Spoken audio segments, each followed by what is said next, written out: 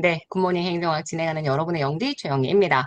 자, 23년 군무원 구급 문제 계속 풀고 있고요. 우리 오늘은 17번부터 20번까지 문제들을 좀 풀어보려고 합니다.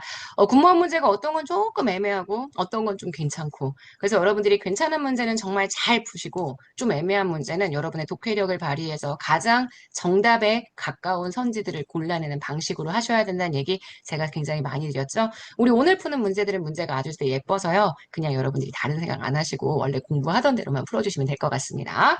자, 17번. 17번 문제 같은 경우는 이미 저희 일반행정지 기출에 똑같은 형태의 문제가 있습니다. 군무원이나 간부 문제들은 이렇게 일반행정직의 문제를 그대로 복붙해서 갖다 쓰는 경우들이 있어서 일반행정직의 기출문제를 보시는 게 정말 도움이 많이 되거든요.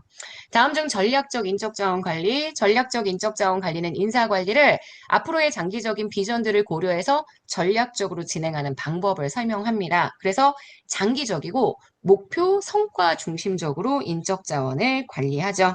조직의 전략, 성과, 인적 자원 관리 활동 이거 전체가 연계되어야 하기 때문에 제가 얘기했죠. 그래서 이런 경우엔 중앙인사행정기구를 비독립 단독으로 둔다.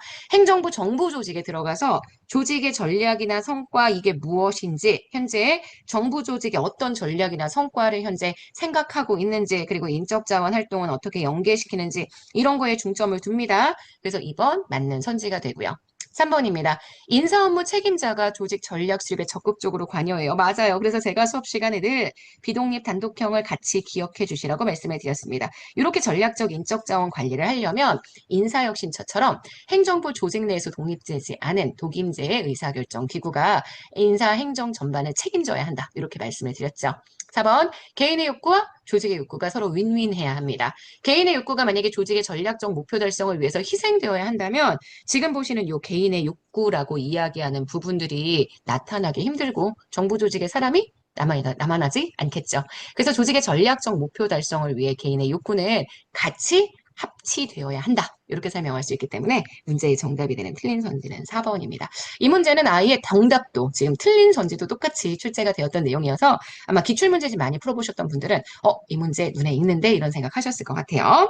자, 18번입니다. 예산을 퍼포먼스 중심으로 사업 중심으로 성과주의 예산제도라고 하죠. 사업 중심 예산제도, 퍼포먼스 버제팅 시스템 이렇게 얘기하고 있습니다. 자, 이거의 장점으로 가장 거리가 먼 것. 근데 성과주의 예산제도가 프로그램을 이용해서 장기적인 플랜을 세우고 연차별, 매년의 연차별의 예산을 유기적으로 연계한다.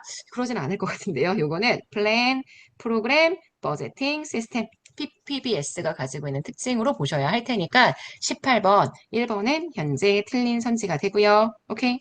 자, 2번입니다. 사업별 총액 배정을 통한 예산 집행의 신축성, 능률성 제고 등을 들 수 있습니다. 맞아요. 예산에 사업별 총액을 배정합니다. 예산 집행의 신축성과 능률성이 나타날 수 있을 테니까 당연히 2번은 맞는 선지가 되겠죠. 3번, 투입 산출 간의 비교와 평가가 쉬워서 활용도 강화될 수 있고요. 4번, 과학적 계산에 의한 효율적 자원 배분으로 예산의 편성과 집행 관리가 상대적으로 용이합니다. 실제 예산을 편성할 때 단위별 원가, 단위 사업, 사업에 대한 사업의 단위 원가라고 얘기하죠. 단위 원가 곱하기 생산량 이렇게 해서 예산 금액을 산정하기 때문에 이 원가 계산을 하는 방식에 있어서 과학적인 계산이 동원된다. 이렇게 정리해 주시면 될 것 같습니다. 맞습니다.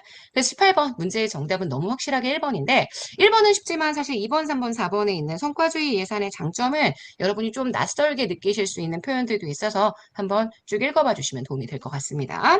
자, 19번 갑시다. 다음 중 정책, 사회문제 해결책이 정책입니다. 그래서 정책론, 가치 판단, 가치 지향적인 정책 문제에 대한 해결, 우리 맨날 이렇게 얘기하죠. 자, 1번입니다. 정부 목표 달성의 수단인 동시에 공적인 문제 해결 수단이라는 이중성을 보유하는 게 바로 정책. 정치행정 이원론에 기초한 행정관리설은 가치지향적인 정책 판단을 행정이 하면 안 된다고 생각을 했죠. 요거를 정치가 해야 한다고 생각했고요. 행정은 그냥 집행만 한다고 봅니다. 정책을 그래서 강조하는 건 정치행정 이론론의 관점이라고 보실 수 있기 때문에 2번 X. 3번입니다. 정책은 삼권 분립하에서 입법부의 역할을 위축시킬 수 있습니다. 맞아요. 정책을 만약에 행정부가 한다면 본래 입법부가 가치를 결정하는 역할을 해야 되는데 그 정책을 행정부가 요새 굉장히 많이 하죠. 그래서 입법부의 역할이 줄어들 수 있다. 역할이 위축될 수 있다. 얘기할 수 있고. 자, 정책 결정은 공적인 의사결정 과정입니다. 복수의 단계와 절차로 이루어지는 게 너무나 당연하겠죠. 그래서 19번 문제의 정답이 되는 건 2번입니다. 자, 20번 보도록 할게요. 정부 규제에 대한 설명으로 가장 적절하지 않은 것. 규제는 정부가 공권력을 이용합니다. 당연하죠. 그래서 개인이나 기업의 활동을 정부가 원하는 바람직한 상태로 유도하기 위한 정책의 수단이고요. 규제는 개인이나 기업의 자유로운 활동을 금지하고 제한하고 이를 위반하는 경우에는 불이익이 가해지기 때문에 당연히 엄격한 법적인 근거가 요구될 수 있습니다. 맞습니다. 자, 3번입니다. 정제적 규제는 기업의 본원적 활동을 제한하는 겁니다. 그죠? 정부와의 관계에 대한 규제가 아니고요. 기업의 본원적인 활동, 일반적으로 생산이나 혹은 기업의 시장 진입이나 혹은 가격이나 이런 것들을 통제하기 때문에 기업의 본원적 활동을 제한한다. 이렇게 얘기할 수 있고요. 그래서 X입니다. 사회적 규제는 소비자, 환경, 노동자들을 보호할 목적으로 안전이나 위생이나 오염이나 고용, 이러한 사회적인 목적에 대한 규제가 주를 이룬다라고 얘기할 수 있죠.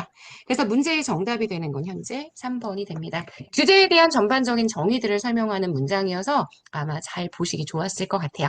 자, 여기까지 정리해 주시게 되면 우리 오늘 20번 문제까지 마무리했습니다. 이제 내일 21번부터 25번까지 정리를 하고 나면 이제 그 다음날 공무원 시험입니다.